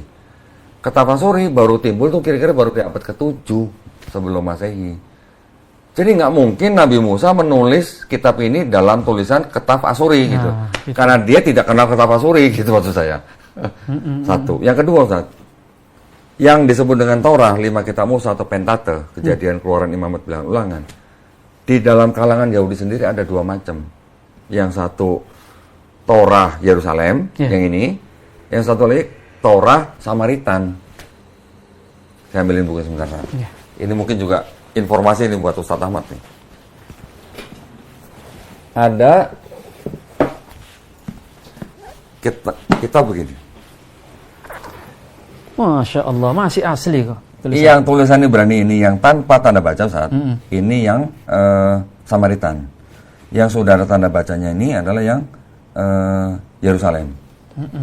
Ada yang huruf yang ditebal-tebalkan itu, Ustaz. Yang tebal-tebal. Ini yang berbeda. Antara 5 kitab Musanya, Torahnya Yerusalem dan Torahnya Samaritan, total ada 6.000 perbedaan. Masya Allah. Kalau sudah seperti itu, gimana mau dijadikan sebagai panduan? Pertanyaan saya, yang ditulis sama Musa, yang Yerusalem apa yang Samaritan? Gitu. Ya kan sudah membatalkan semua berarti gitu. Sampai detik ini nggak ada yang bisa jawab? Nggak ada. Nggak ada. Nah, jadi kalau kita sudah yakin ini bukan tulisannya Nabi Musa alaihissalam dan pengikutnya, berarti ini bukan kitab Taurat yang dimaksud Quran kan? Iya. Betul nggak? Betul. Yang punya Kristen, kita lebih tahu lagi. Ada Matius, Markus, Lukas, Yohanes. Yang nulis saja namanya bukan itu. Nama-nama itu diatributkan oleh Bapak Gereja di abad kedua. Santo Papias 130 Masehi, Santo Irenaeus 180 Masehi. Berarti yang keempat ini bukan Injil yang diterima oleh Nabi Isa alaihissalam. Gitu. Dan seandainya penulisnya aja betul itu belum tentu bisa dari Isa, apalagi yang memang bukan. Betul. Lagi pula Nabi Isa alaihissalam kita ketahui hidup di Palestina. Dia kalau nggak berbicara dengan bahasa Ibrani untuk ibadahnya, dia berbicara dengan bahasa Aramaik untuk kesehariannya. Sedangkan nama-nama tadi itu tinggal di Romawi Timur kan? Nggak, poinnya bukan masalah mereka tinggal di mana, tapi Nabi Isa alaihissalam yang berbicara sehari-hari dengan bahasa Aramaik, kitabnya dalam bahasa Yunani. Gitu. Nah ini kan juga sudah nggak nyambung sama hampir sama tadi seperti ini, kitab Ivri dan kitab Asuri gitu. Nah, berarti ketika kita tahu bahwa itu bukan tulisan Nabi Isa alaihissalam dan Hawariyun, berarti kan bukan Injil yang dimaksud Quran. Betul. Gitu maksud saya. Nah maksud saya, Ustadz Ahmad pernah nggak membaca dalam Quran atau hadis Nabi Musa alaihissalam dan pengikutnya menulis kitab Taurat? Nggak ada. Nabi Isa dan Hawariyun menulis kitab Injil? Nggak ada. Nggak ada kan? Hadis palsu aja nggak ada. Hadis palsu aja nggak ada. Apalagi di dalam Al-Quran gitu. Pernah nggak Ustadz Ahmad membaca, kami yang menurunkan Taurat, kami yang menurunkan Injil, dan kami pula yang menjaganya? Nggak ada. Nggak ada. Yang dijaga, yang dijanjikan jaga cuma Quran. Al-Quran. Berarti kalau begitu kan ini dan ini, bagaimana kita yakin ini adalah Taurat dan Injil yang dimaksud Quran? Gitu maksud saya. Betul kok. Lagi pula di Quran misalnya, contoh misalnya di Quran surat A'raf misalnya, ayat 157, mereka beriman kepada Nabi yang ummi, yang namanya tertulis dalam kitab Taurat dan Injil. Ada nggak nama Muhammad di sini, Ustaz? Saya bilang nggak ada, ya. Saya juga sudah cari. Menurut orang Yahudi juga nggak ada. Menurut orang Kristen juga nggak ada. Berarti kalau nggak ada, ini bukan kitab Taurat dan Injil yang dimaksud oleh Quran surat Al-A'raf 157. Begitu juga dengan Quran surat As-Saff misalnya, ayat 6. Nabi Isa alaihissalam menceritakan nanti akan ada Rasul lagi bernama Ahmad. Ada nggak sih nama Ahmad? Nggak ada. Ya berarti kan ini bukan Injil yang dimaksud Quran surat As-Saff ayat 6 gitu loh, Ustaz. Iya, iya. Nah, setuju, Ustaz? Kopi, setuju. Sangat setuju. Alhamdulillah. Pemahaman seperti ini, kalau kita kuat, kita jadi tidak mudah menerima apa doktrin-doktrin yang asing gitu, Ustaz. Iya, betul. Tapi yang penting kan buat jamaah kita. Betul. Jamaah kita kalau dikasih ini, plus bawahnya ada sembako, gimana, Ustaz? Subhanallah. Itu yang harus kita juga jaga jamaah kita. Oke, berarti kalau begitu ada urusan ekonomi juga yang kita ini kan. Perhatikan maksudnya. Nah, berarti kan kita tinggal menjalankan syariat Islam. Zakatnya ini yang dikencengin gitu maksud saya, supaya umat Islam terjaga dari upaya-upaya seperti ini. Gitu Ustaz ya. Sangat setuju. Monggo Ustaz kalau ada luar biasa nasihat. Ya harusnya begitu. Iya. Dan di Islam itu kan yang membuat dakwah menjadi efektif kalau ada sinergi. Kalau dakwah itu hanya dilakukan oleh para kiai, para ustadz, itu bisa dikatakan omdu. Oh, karena nggak menyentuh esensi masalah yang ada di umat kadang kok. Iya. Umat sedang nggak bisa makan, nggak punya pakaian, nggak punya rumah, kita ceramain tentang akidah Islam, tentang perbedaan madhab, gitu kan. Sehingga kita butuh di sini para penguasa yang mereka mau melaksanakan tuntunan Islam, kemudian orang-orang kaya yang mau mensupport pelaksanaan daripada hukum-hukum Islam, kan gitu. Iya, betul. Nah, sehingga kalau kita lihat Rasulullah SAW ketika beliau berdakwah, ada kalimat-kalimat yang kemudian perlu kita terapkan, seperti bagaimana memberikan makan. Nah, it'amu ta'am itu sebenarnya memberi makan itu metode dakwah kenabian. Iya. Betul. Ketika ini kita tinggalkan, dipakai sama orang lain dan efektif menyebarkan kesesatan mereka, baru kita mencak-mencak. Betul. Itu yang sering terjadi, Ustaz. Loh, di Islam itu kan gitu kok. Kalau kita baca ulama-ulama dulu, kenapa dakwah itu sangat efektif? Karena mereka menjalankan apa yang diperintahkan oleh Nabi. Ulama itu memberikan ilmu dan juga memberikan apa yang dibutuhkan perutnya umat. Makanya kita lihat kan Imam Malik itu selain memberikan fatwa, beri sembako. Iya, betul. Ya kan? Betul. Begitu juga Imam Ahmad, Nah, kita hari ini para ahli-ahli agama, yaitu tadi akhirnya kadang tidak bisa menjadi solusi bagi umat. Ya, Masya Allah. Harapannya Kohdondin lah ke depannya, paling tidak bisa. Insya Allah. Yang datang ke sini bukan cuma saya minta nasihat gitu supaya iman saya kuat, tapi Kohdondi ini sudah cicilan sekian nggak kebayar. Ya, insya Allah kita bisa ke arah situ, maunya sih begitu ya, Ustaz ya. Tetapi yang sebenarnya harus kita refleksi adalah walaupun Indonesia ini bukan negara yang menjalankan syariat Islam, tetapi kan pengurus pemerintah, orang-orang yang mengurus kita ini kan Muslim. Semuanya orang Muslim, kebanyakan Muslim, ya kan. Maksud saya, di dalam menjalankan aturan pemerintah, undang-undang segala macam, kita juga ada nilai-nilai Islam di dalamnya. Betul. Bahkan urusan hukum itu pun juga banyak mengadopsi dari Islam. Warisan dan segala macam lah. Maksud saya, bagaimana kita mengoptimalkan syariat Islam di dalam kehidupan kita di negara yang tidak menjalankan syariat Islam ini. Saya pernah didatengin sama salah seorang pejabat Basnas, Ustaz, ke sini. Ya. Bawa laporan keuangan. Kohdondi, ini di Basnas, kan kita tahu bahwa zakat itu kan untuk 8 asnaf. Yang ini sekian, yang untuk mualaf, nilainya sekian banyak, ini disalurkan baru sekian persen. Belum sampai 1%. Nah, kadang-kadang yang begitu kan kita harus cari bagaimana caranya menjalankan syariat Islam, khususnya zakat, untuk supaya bisa menjaga dan melindungi umat dari upaya-upaya pendangkalan akidah dan pemurtadan. Itu juga penting, masalahnya. Dan sebenarnya itu tadi kan kok, syariat Islam ini syariat yang sebenarnya hanya bisa dijalankan dengan baik bila dilakukan oleh penguasa. Karena di situ ada semacam sesuatu yang membutuhkan paksaan kan pada awalnya. Seperti zakat itu kan sebenarnya kalimatnya bukan panitia menerima, tapi khud min amwalihim, diambil dari harta-harta orang kaya itu kan. Betul. Dan baru kemudian setelah itu disalurkan kepada yang membutuhkan. Nah, sekarang kan yang banyak terjadi nggak seperti itu.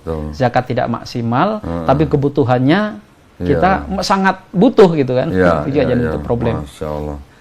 Jadi alhamdulillah saya ketemu dengan LCMA tuh memang harus gali ilmu nih.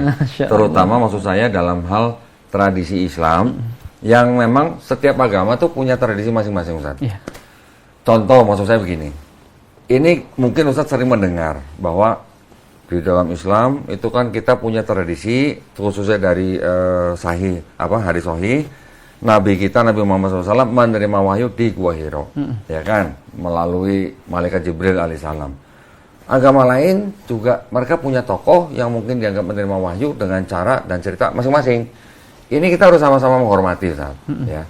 Tetapi maksud saya, yang saya mau luruskan dengan dakwah saya dan teman-teman, ketika orang mereka yang datang ke saya selalu tanya, kamu ini mengaku pengikut Yesus atau pengikut Paulus? Seperti tadi Ustaz sebutkan, bahwa kalangan Kristen dan kalangan Yahudi menyebut Nabi Muhammad SAW sebagai nabi palsu. Itu hak mereka. Hak mereka. Betul kan? Tetapi ketika kita mencoba membandingkan ajaran konsep ketuhanan dan konsep keselamatannya Nabi Muhammad SAW dengan ajaran Yesus di sini, ternyata sama konsep ketuhanan dan konsep keselamatannya. Kita nggak bicara syariat nih, nggak bicara syariat nih. Ketika kita bandingkan ajaran Yesus di sini dengan Nabi Musa yang di sini, ternyata juga sama. Semuanya tauhid gitu. Tapi ketika kita bicara Paulus, ada yang berbeda. Ada berbeda. Konsep ketuhanannya mungkin masih sama, ini bisa diperdebatkan, tapi konsep keselamatannya berbeda. Di sini juga bicara, Ustaz, kalau mau masuk surga, tobat. Di sini juga bicara, Yesus ngajarin kalau nggak tobat nggak masuk surga. Di Islam kita juga tahu kalau kita bertobat, beriman dan beramal soleh, kita juga mendapatkan jannah. Berarti kan konsep ketuhanan dan keselamatan sama. Betul. Tapi ketika Paulus, kalau mulutmu nggak mengaku Yesus sebagai Tuhan dan Juru Selamat yang dan percaya dalam hatimu bahwa Dia dibangkitkan oleh Allah dari antara orang mati, kamu nggak selamat. Berarti bukan ajaran Yesus. Kan beda. Ajaran Isa. Itu dia maksud saya. Iya.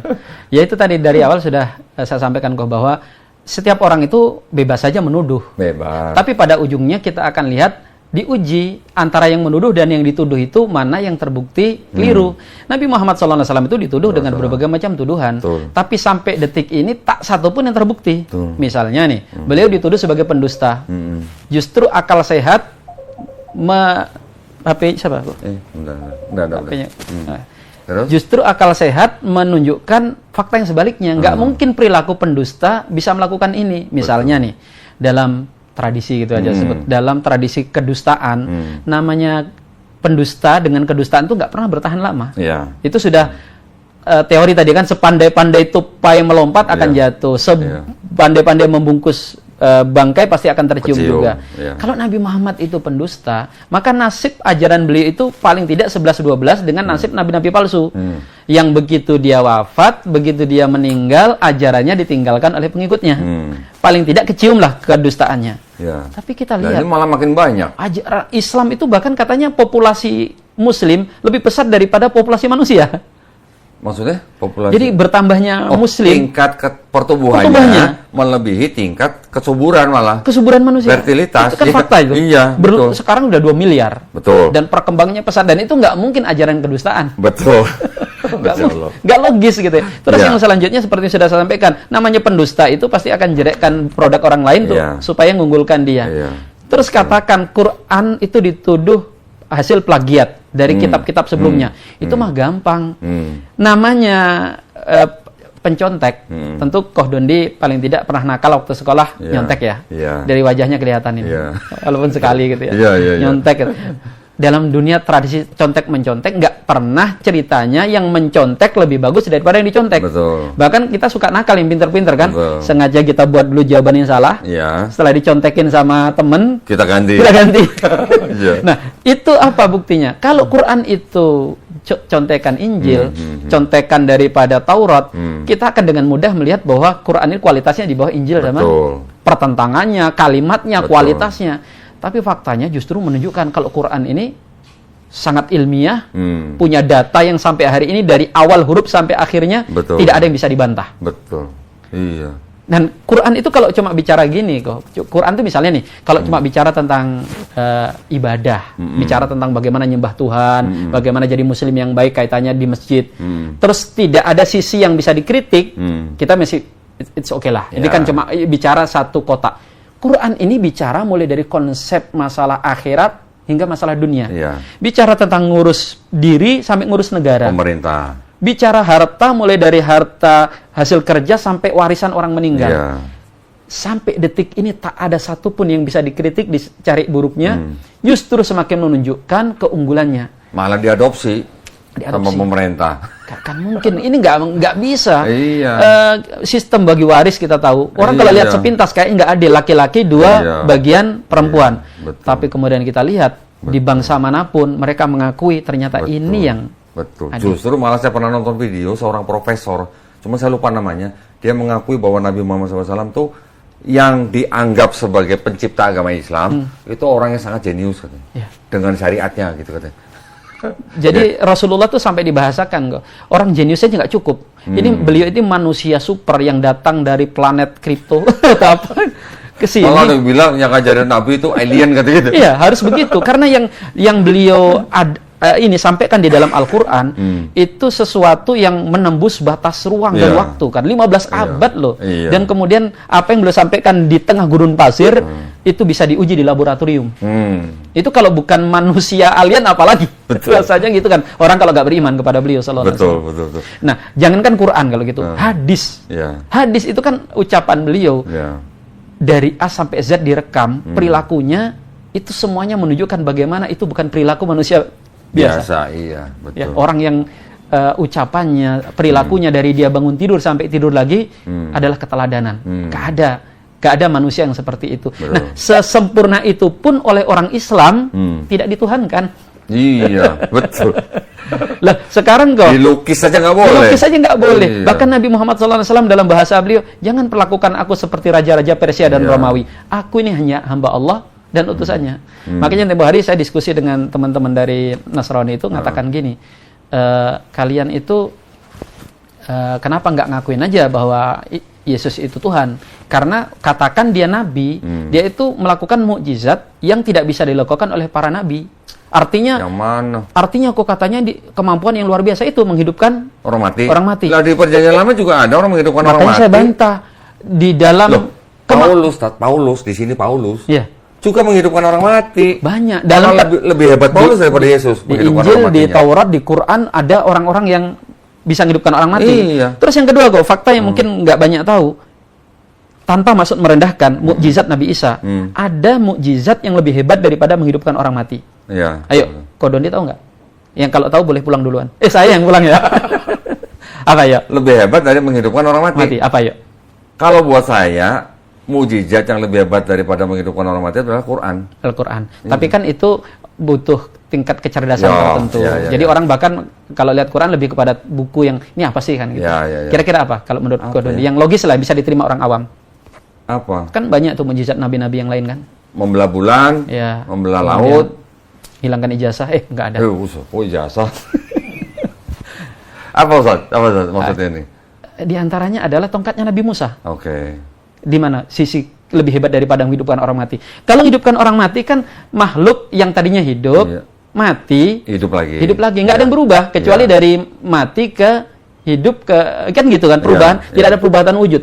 Tapi tongkat Nabiullah Musa coba dari benda mati sebilah tongkat berubah menjadi ular makhluk hidup dari tongkat lagi. Sudah jadi tongkat lagi. Itu kan perubahannya mengherankan seperti misalnya ini buku tiba-tiba berubah jadi burung tanpa rekayasa tanpa nyata kemudian berubah lagi jadi buku. Itu kan luar biasa daripada kalau tadi orang mati tadi kok ini kan air berubah jadi beku ya kan benda padat berubah mencair lagi gara-gara sudah nggak di freezer. Jadi ulama sampai membantah sedetail itu. Jadi kalau Nabi Isa dengan kemampuan bisa menghidupkan orang mati, dianggap sebagai Tuhan dan katakan tadi itu Paulus bisa jadi Tuhan semuanya, maka Nabi Musa harus menjadi mbahnya Tuhan. Mbahnya Tuhan. Loh, kalau mau menghidupkan orang mati, saya baru ingat ini Ustaz. Nabi Ibrahim alaihissalam bisa mencacah burung dan dipanggil dari 4 penjuru bisa hidup lagi. Bahkan kok kalau Nabi Isa kan menghidupkan kisahnya cuma 1-2 orang. Nabi Ilyas kan menghidupkan ribuan orang. Alam tara ilal ladina kharaju min diyarihim wa hum ulufun hadaral maut. Ada orang ribuan yang mereka mati seketika dan dihidupkan lagi di surah Al-Baqarah.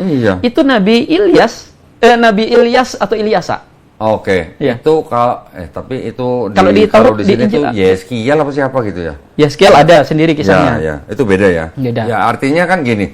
Kalau cuma menghidupkan orang mati bener, berarti kan nabi-nabi yang lain yang bisa menghidupkan orang mati, bahkan Paulus juga harus jadi Tuhan gitu maksud saya. Bahkan dalam tradisi Islam disebut oleh Al-Imam Ibnu Katsir ada wali-wali Allah yang diberikan mukjizat bisa menghidupkan orang mati. Walaupun kisah ini kata beliau harus banyak yang diteliti karena tahu sendiri ada karomah-karomah yang mungkin dilebih-lebihkan. Ya maksudnya gini. Standar orang untuk menuhankan makhluk ciptaan selamanya kan nggak akan bisa diterima gitu. Lebay lah gitu. Lebay. Bahkan kalau kita mau lihat harusnya banyak tokoh-tokoh hari ini yang bisa jadi Tuhan dengan kemampuan. Bahkan kan di Perjanjian Baru tuh ada kitab Wahyu Ustaz. Di kitab Wahyu itu kan diceritakan Yesus yang menemui Yohanes, entah Yohanes the Elder atau Yohanes anak Zebedius ini mengatakan bahwa akulah Alfa dan Omega. Ya. Dianggapnya Yesus sebagai Tuhan karena mengucapkan Alfa dan Omega. Harusnya dia juga. Tapi di kitab yang sama di dalam sini ada tokoh namanya Melkisedek. Iya, Melkisedek. Iya, Melkisedek. Makanya saya kira sudah kelompat situ tadi. Melkisedek mengatakan itu kan. Harinya tidak berawal, hidupnya tidak berkesudahan, tidak bersilsilah, tidak berayat, tidak beribu. Kan harusnya lebih hebat dari Yesus. Iya. Yesus punya silsilah, Yesus lahir. Maksud saya gitu maksudnya. Kalau ajaib hanya gara-gara nggak punya ayah, Nabi Adam malah nggak punya ibu gitu. Masya Allah. Ya alhamdulillah, berarti kan kita sudah mengikuti Islam dengan segala kebenarannya. Kita harusnya kan bisa juga membantu umat Islam yang mungkin kurang pengetahuan supaya tidak mudah dimurtadkan. Ya, gitu aja. Betul. Karena jadi gini kok, karena akal itu otak manusia itu yang bisa berpikir menjadi neraca pertimbangan. Agama Islam itu bukan agama dogmatis, agama yang ente telan aja pahit manisnya. Enggak, kita diperintahkan berkali-kali afala tatafakkarun, tidakkah kalian bertafakur, afala tadabbarun. Itu tujuannya supaya ketika kita itu mencoba memilih kebenaran, akal itu sangat itu. Makanya kalau saya bilang di dalam Quran, awan itu haram, benar nggak tuh? Oh iya, sangat benar. Sangat benar itu. Ya. Bahkan ulama mengatakan tidak ada agama bagi orang yang tidak menggunakan akalnya. Nah iya, itu harusnya. Ya. Tapi yang kemudian menjadi unik, banyak orang yang kadang beragama tidak menggunakan akal sehat. Kemudian menganggap bahwa Islam ini ya agama warisan, agama tradisi dan lain sebagainya. Kan ada iman, ada akal Ustaz. Ya. Nah, kalau di Islam ini kan akal dulu baru iman ya? Iman, akal dulu baru bisa. Karena kita nggak mungkin bisa beriman kalau tidak berakal. Bahkan kalau tidak ada akal, kita itu kafir aja boleh. Ya karena ODGJ. Iya betul. Masya Allah. Nah, saya ingin sedikit aja Ustadz boleh ceritain nggak tentang perbedaan mazhab ini? Ya, perbedaan mazhab ini kan di seluruh dunia menggunakan mazhab yang berbeda-beda. Tetapi kan mazhab yang kita terima yang paling populer 4 itu kan sebenarnya kan semuanya bermuara atau nyampe kepada Rasulullah. Ya kan? Nah, maksud saya di dalam adab kita sebagai umat Islam yang menjalankan mazhab yang berbeda-beda itu bagaimana Ustaz? Gini kok. Jadi kalau kita itu mempelajari Islam, maka kita akan tahu bahwa agama ini agama ilmu. Dan setiap orang yang mulai belajar Islam, dia akan terkagum-kagum karena ini yang dia pelajari bukan sembarang ilmu yang bisa dia selesaikan dalam waktu setahun, 10 tahun, 20 tahun, bahkan habis umur kita kok. Kita nggak akan bisa menyelami semua ilmu-ilmu Al-Quran, saking luasnya. Sampai mati. Ini aja sudah menunjukkan bahwa ini mustahil buatan manusia. Ya. Betul. Nah, terkait dengan madhab tadi, madhab itu sebenarnya madrasah keilmuan. Dan madhab itu bukan hanya di kotak fikih kok. Jadi semua cabang keilmuan dalam Islam itu ada madrasah. Madhab itu kata lain daripada madrasah. Aliran keilmuan. Di fikih ada 4.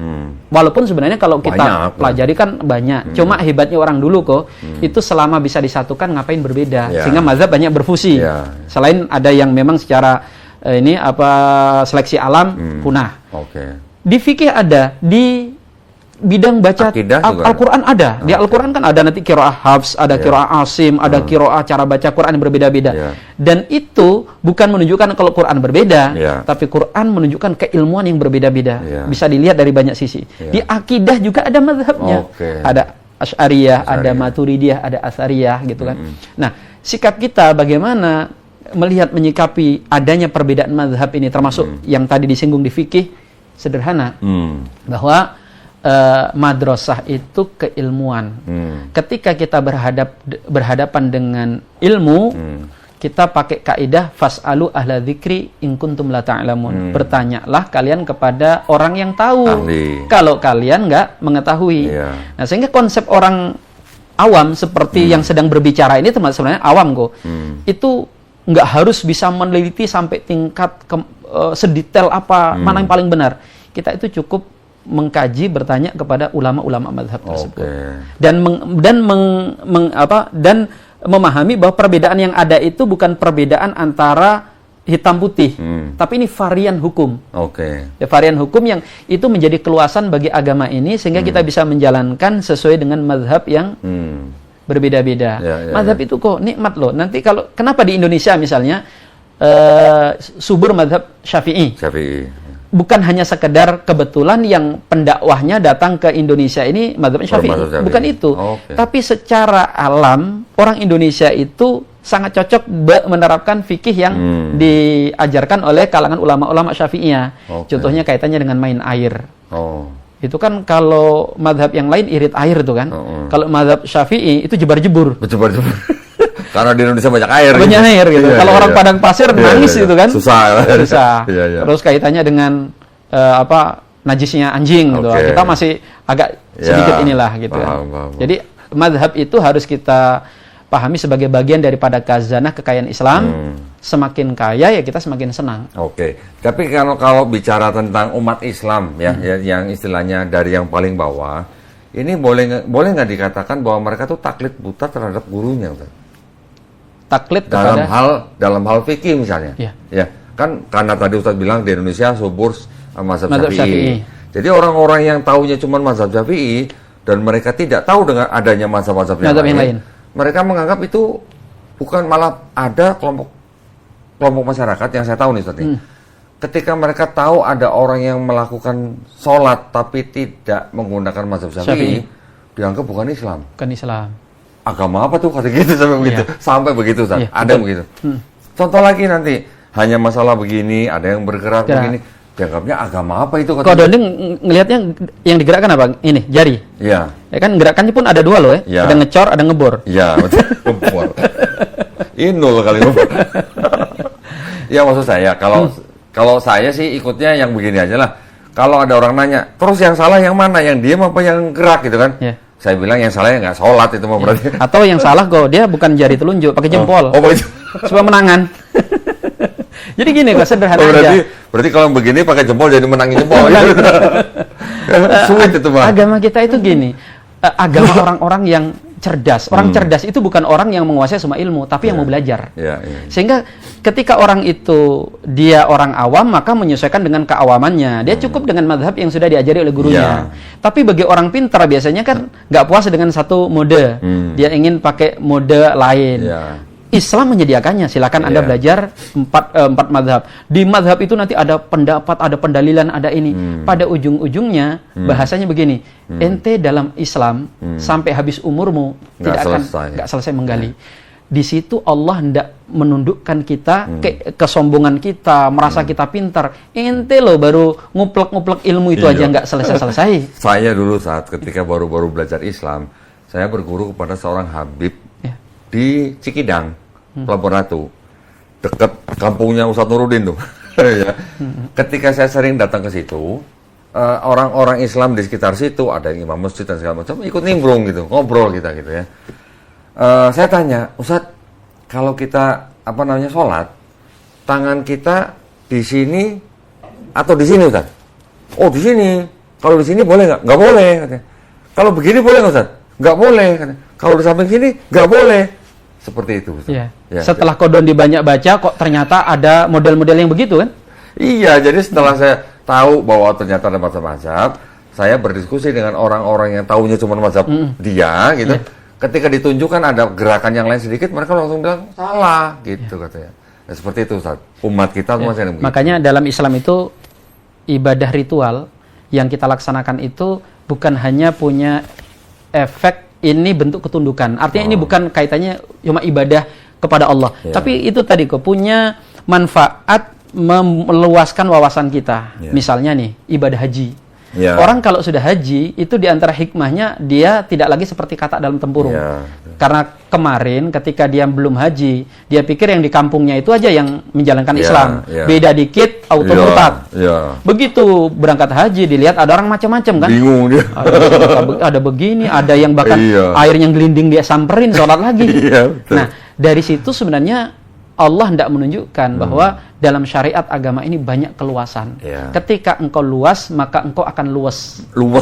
Gitu. Ketika engkau luas, maka engkau akan luas. Masya Allah. Makanya orang yang kaku, yang mudah memvonis, itu sangat besar kemungkinannya dia nggak punya sisi pandang yang luas dalam sebuah pendapat. Nah, sekarang gini Ustaz. Terakhir nih ya, ini sebelum kita akhiri ini udah banyak banget ilmunya, tapi saya penasaran kalau saya nggak nanya. kita yang mempelajari tentang ilmu kristologi, kita bisa membuktikan bahwa kitabnya orang Kristen itu begitu banyak versi, ya kan? Contoh misalnya Indonesia TB, nanti keluar lagi TB 1. Yang bahasa Inggris ada yang KJV, ada yang NIV, ada yang RSV, ada NAB, ada NABRE dan segala macam. Begitu banyak. Nah, kalangan mereka yang tidak terima dengan kenyataan itu, mereka juga mencoba cari remis, Ustaz. Ya, nyerang Quran. Quran juga banyak kan? Ya, betul. Ya, kan? Dan yang jadi masalah kok, kalau yang menyerang mereka, itu mah gampang. Yang jadi masalah, ada beberapa otak-otak liberal, hasil produk belajar di luar. Ikutan. Yang itu. Gelarnya profesor, yang kayaknya tiap hari dengan Ustadz Nuruddin sempat diskusi. Betul. Saya sudah nunggu berdiskusi sama beliau kedua, tapi nggak ditanggepin. Oh, nggak ditanggepin? Karena saya bantah kok, beberapa yang dia katanya Quran baru dikanonkan di Kairo di tahun sekian. Itu mah, itu receh itu. Receh sekali kok. Profesor Munim Siri, udah gitu aja. Susah amat kan. Nah, moga nanti Kodondo bisa ajak beliau ke sini, kita ngobrol lah. Nah, ya, saya udah tahu Karena juga. apa? Karena sebenarnya apa yang disampaikan oleh beliau itu sampah. Ya. Allah. Ya, harus saya katakan begitu. Ya, tapi kenapa diangkat lah? Likuli sakit laki. Setiap ada yang jatuh pasti ada yang mungut. Gimana nggak sampah kok? Quran dikatakan baru disusun di 1924. Itu kepagian sekali kan, baru kemarin. Cobalah kalau bohong itu agak sedikit ya nggak bisa dilacak kan. Kalau 1924 orang yang hidup 1924 kan masih ada gitu masalahnya. Betul. Tadi pagi saya juga nonton salah satu video cuplikan, katanya dia bilang dari gubernur Irak pada waktu siapa? Ubaidillah siapa gitu. Terus setelah diganti dengan yang barunya disebutkan bahwa ada apa namanya? Penambahan alif di Al-Qur'an katanya. Sekian ribu alif katanya gitu. Itu nggak mungkin, karena gini aja kok logikanya, logika dasar aja lah. Kalau hari ini Quran tiba-tiba dimusnahkan, entah bagaimana caranya tiba-tiba musnah kok. Saya tanyakan ke Koh Dondi, apakah Quran bisa ditulis ulang? Sebentar doang. Sebentar doang. Nggak, ulama nggak harus turun itu, cukup santri. Cukup santri. Sekelas pelajar. Kalau yang ini nggak bisa. Kalau semuanya musnah, soft copy, hard copy, bakal ada lagi nggak? Nanti mereka mengatakan itu kan sekarang Ustadz yang yang sudah banyak percetakan, banyak yang hafal. Oh, ini bukan masalah percetakan. Percetakannya nggak akan mungkin bisa nggak ada filenya di kepala. Di zaman hari ini, kalau Koh Doni saya tanya, Islam itu lebih hebat di masa sahabat Nabi, kaum muslimin lah, keimanannya, kesolehannya, hebat zaman itu atau hebat zaman ini menurut Koh Dondi? Kalau bicara tentang iman, saya yakin lebih hebat pada zaman sahabat. Sudah pasti. Semua orang akan meyakini bahwa zaman di masa itu zaman terbaik. Bahkan bukan cuma zaman sahabat, zaman tabi'in dan tabi'in. Nah, di zaman yang rusak, katakan, rusak seperti hari ini saja, Quran hilang mudah dibuat, mungkinkah logikanya di masa yang jauh lebih baik, Quran hilang, dipalsukan, orang diam saja? Nggak mungkin. Betul. Loh, kok Dondi, mungkin banyak orang nggak tahu loh. Quran itu di masa sahabat itu bukan 30 juz. Juz Quran itu cuma 3 juz, 5 juz, 7 juz. Iya, maksimal 7 juz.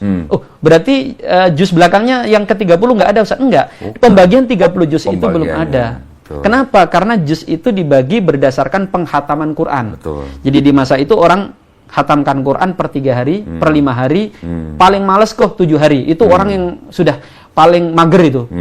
Ya. Nah, setelah zaman berganti, itu orang untuk khatamkan Quran per 7 hari berat, apalagi sampai 3 hari sekali. Akhirnya dibuat ijtihad bagaimana Quran itu dikhatamkan dalam 30 hari sekali. Makanya keluarlah itu 30 juz. Nah, zaman kita hari ini khatamkan Quran per bulan kayaknya sudah orang pilihan. Iya, betul. Kayaknya perlu kita usulkan ke MUI Quran versi 365 juz. Oh, waduh. Nah, maksud saya sehari 1 juz. Maksud saya gini kok, kalau di masa zaman sekarang aja Quran nggak mungkin bisa digeser di otak-atik, mungkinkah di masa dahulu di otak-atik? Itu nggak logis sekali. Gitu, makanya dulu ada teman Nasrani ngomong, Quran kalian tuh baru dikanonkan sekian waktu setelah Nabi Muhammad wafat. Itu mungkin nggak terselip? Nggak mungkin. Tahu nggak kalian, Quran itu oleh orang Islam dibaca ketika sholat, dibaca ketika ceramah. Bahkan Ustadz tuh gengsi kalau misalnya ceramah sambil ngintip kan. Seawal-awalnya Ustadz hafal gitu kan. Kemudian diulang-ulang setiap saat. Maka yang begitu itu jangan disamakan dengan kitab suci yang nggak ada satupun yang hafal. Jangan disamakan dengan kitab suci yang cuma dibaca oleh pendetanya. Betul. Kan gitu kan. Kalau tiba-tiba hilang ya memang hilang beneran. Ya. Islam nggak, Quran nggak mungkin. Iya, Karena jaminan dari Allah itu inna nahnu nazzalna dzikra wa inna lahu lahafidun. Kami yang turunkan Al-Quran dan kami yang menjaga. Cara menjaganya ilmiah sekali. Betul. Cara menjaganya dengan software otak manusia. Otak manusia. Iya. Ya. Nah, sekarang bergeser sedikit tuh. Iya. Dengan tuduhan-tuduhan mereka yang dalam upaya mereka cari remis, Iya. mereka kan mengatakan bahwa Quran juga banyak versi, ya kan? Ustadz yang sudah di Timur Tengah pasti tahulah bedanya orang Indonesia melafazkan Quran dengan orang Maroko misalnya. Iya. Bedanya kan begitu. Ini ada perbedaan variasi bacaan. Dianggap ini juga beda versi katanya. Karena kalau diterjemahkan memang ada sedikit beda, tapi kan maknanya tidak mempengaruhi satu ayat gitu maksud saya, Ustaz. Dan Qiraah dan itu kan perbedaan itu Nabi yang merekomendasikan. Ya. Innal Quran anzala bi sabatil ahruf. Quran itu diturunkan dengan 7 model. Dan semua ragam model bacaan itu kalau dalam Islam bersanad. Oke. Sumber ada periwayatannya. Ya. Orang itu belajar Quran kok. Itu uniknya Al-Quran. Kodondi, pernah dengar nggak ada orang belajar Quran itu otodidak? Nggak ada. Semua harus ada gurunya ya? Unik. Kalau belajar misalnya hadis masih bisa otodidak. Antum misalnya buat tempe masih bisa otodidak pakai YouTube. Tapi belum ada sampai detik ini orang yang belajar Al-Quran otodidak.